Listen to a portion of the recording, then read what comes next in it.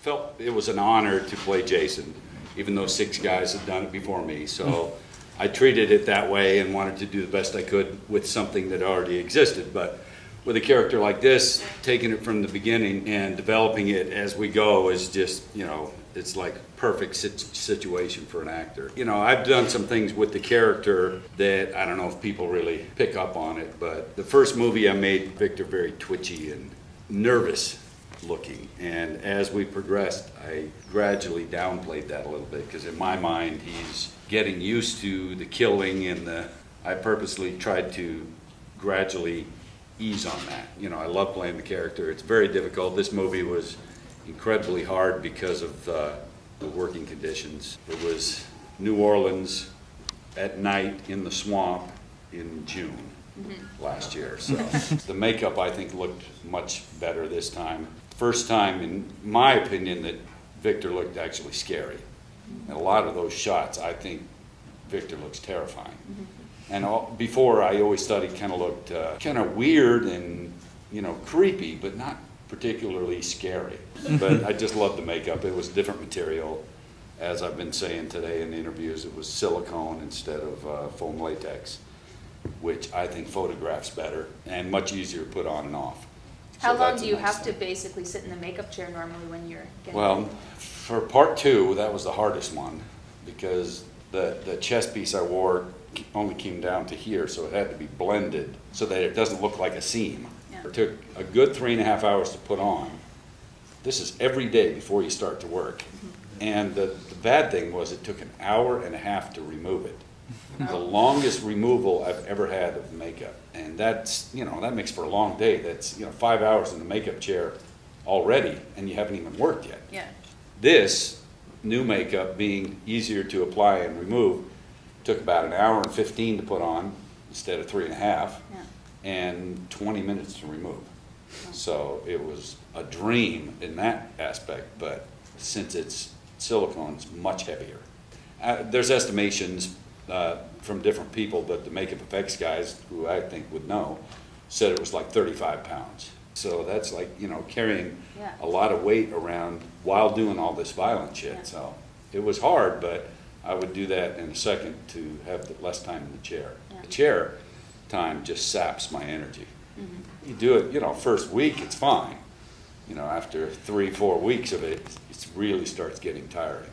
Working with Danielle Harris, she's so tiny that if you have to like whip her around all over the place, it must be, you know, more fun than... Some of you guys are just thinking about that. Yeah, she's a spinner. I meant, no, but she's great. She's a good friend, and I love working with her because she puts everything into her characters too. And she's very physically capable and tougher than she looks. Yeah. For a little girl, she's very tough. At the time, you say, that should be all right.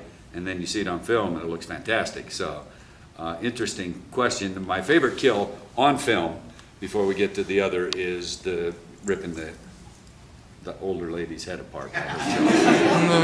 Just a very vicious fucking kill.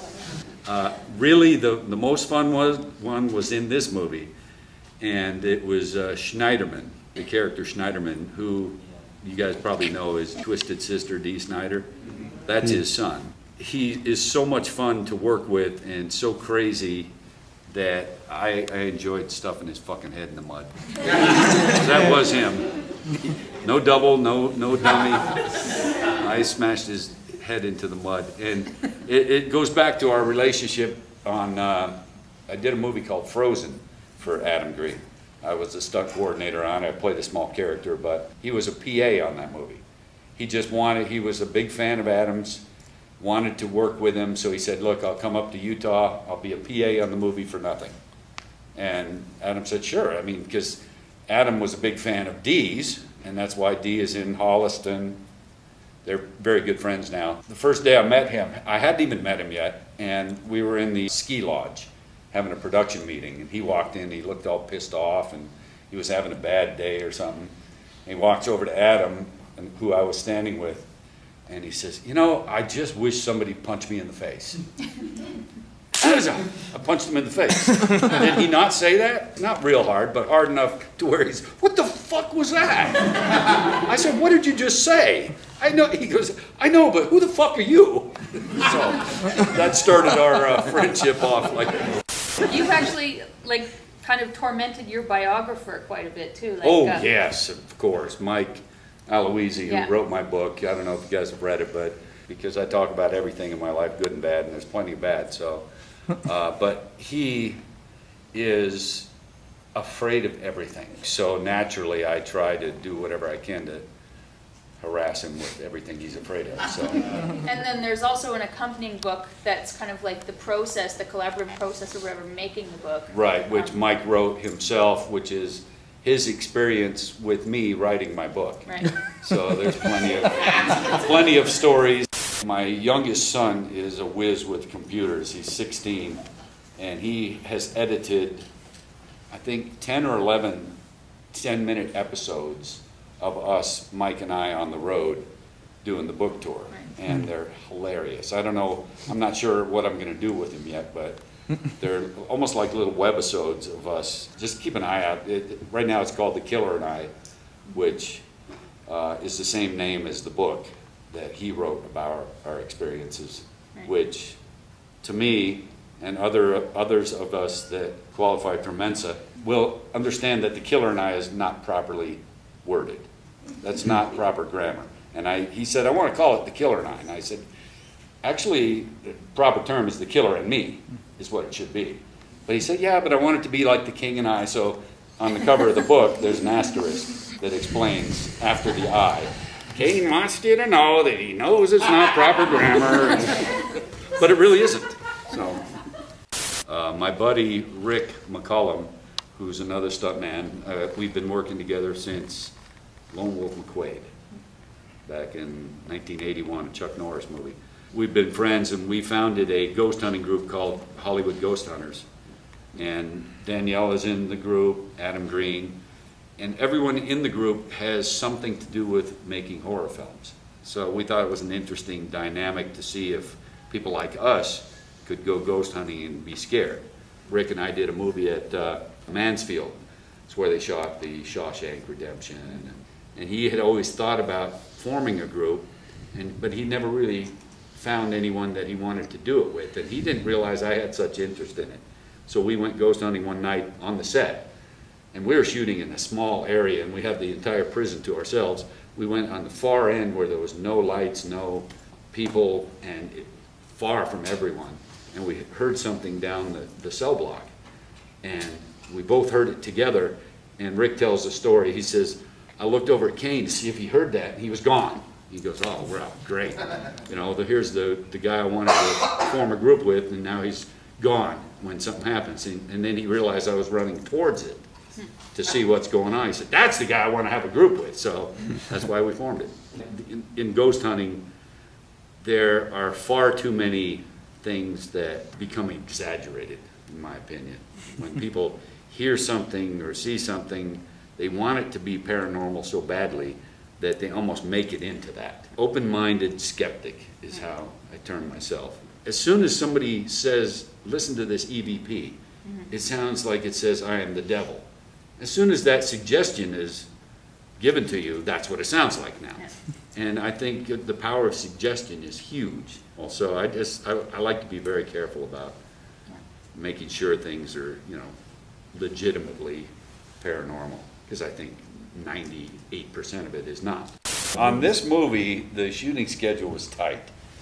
And unfortunately, I didn't really get to pull any pranks like I did, especially in the first one. Danielle and I talked about, since it was a new director, B.J. McDonnell was directing, because Adam's on the set. It's his first time directing. It's a big chance for him, so he's nervous. We thought, and it was actually Danielle's idea, and I was all for it. She said, why don't you and I come out to the set for the first shot naked? I thought about it. I said, yeah, I'll do that. You take your clothes off, and I'll put my mask on. Yeah, but it ended up we didn't do it. But, it was an idea we had to just relax BJ because he was so nervous on the first day. then it would have been on fucking YouTube. Yeah. Yeah, seriously. You can't do anything anymore It was gone these wild. days without it showing up. I one time made the mistake at a convention at Monster Mania in New Jersey. Some fans were begging me to go out on the dance floor and do the Macarena. All right, I'll do it. Some motherfucker taped it, and it's still on YouTube. Go ahead and look it up. It went viral. Motherfuckers. So you can't do anything. You can't. It's going to be exploited. You know, it kind of sucks. Like this guy right here. Like one guy right there. Where? We were saying it's kind of funny because there's somebody filming you right in front of you. Oh, this guy, yes. I know. He'll put it on YouTube. My cursing in Jason Takes Manhattan was the disco scene of all things, where I picked the girl up to the ceiling and choke her and then throw her down. It was so fucking hot in that set, and I was exhausted. It was at the end of the day, of course, probably a month into shooting, so it's already getting tiring. And it just was so incredibly hard that I honestly felt like I was going to pass out during that scene. It works out fine, but I'm not sure why it was so hot. I guess because the dance floor was lit up, had lights under it. It was a low ceiling, if you remember, and it was on a ship. That set was actually on the ship. So we all know you're very used to playing the killer. I was wondering, how is it you feel compared when you're actually being killed, like in Wishmaster? That's good. I've been killed in other movies as well. Actually, I'm killed in Danielle Harris's movie called Among Friends. It's coming out soon. I'm the only funny thing in the movie, oddly enough. It's a horror movie and I get killed.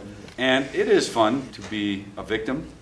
And, you know, being a stuntman, I've been killed as bad guys for years. But I'd much rather kill people. You get a lot more input as to how you do it. So, and I think I'm getting fairly good at it. We believe that I have murdered more people on film than any actor in history. Murdered. Not talking about, you know, a Schwarzenegger gunning down bad guys. One at a time murders. I don't think any actor has ever killed that many people, which is kind of cool because I have like 130, one at a time killed. Just one last question. I thought it might just be a good idea to talk a bit about Fear Clinic, which is a really cool project right now. I finally got on Twitter. That too.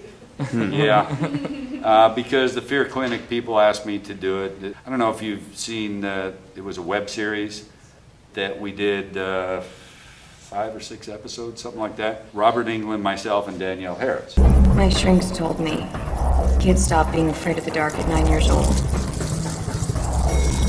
But it's not the dark that scares me. It's what lives inside it. It's a very cool premise where Robert runs a clinic for people to face their phobias and kind of tortures them through facing their fears. And I play a guy, oddly enough, that's not very friendly and helps him do his dirty work. They're trying to raise the funds for the feature version of Fear Clinic. And I think it could be fantastic because they told me the other ideas that they want to do and I would love to do it. So I'm doing everything I can to help them. Is it on Kickstarter right now? It's on Or Indiegogo. Yeah. There's a prize for whoever has the most referrals, isn't that what it is? Yeah. That result in raising money.